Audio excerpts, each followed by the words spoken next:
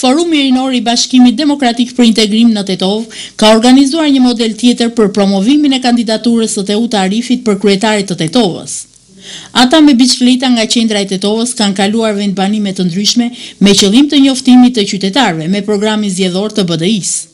Kemi zgjedhur këtë formë të aktivitetit duke pas parasysh që rrugët e Tetovës janë të vështira dhe të shumë të rënda për me lëviz me makina, prandaj kemi zgjedhur këtë formë më të lehtë nëpërmjet biçikletave për me arritë sa më mirë të çdo qytetar me shpërfar programin ton për zgjedhjet lokale të 2013-s.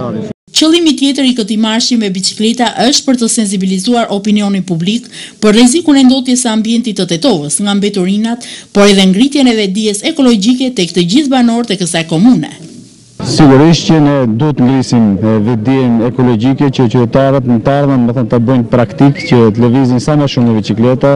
Ne shohim që komunikacioni në Tetovë është shumë i rënduar, prandaj ne do të zhvillojmë aktivitete, do të nxisim aktivitete që qytetarët sa më pak të përdorin veturat me qëllim që të mund të lehtësojmë edhe komunikacionin aq të rënduar që është në rrugët e Tetovës. Por paraprakisht në programin ton ne në të ardhmen do të projektojmë rrugë ku do të mund të lëvizin më lishëm njerëzit të cilët do duan të shfrytëzojnë këtë formë të komunikacionit.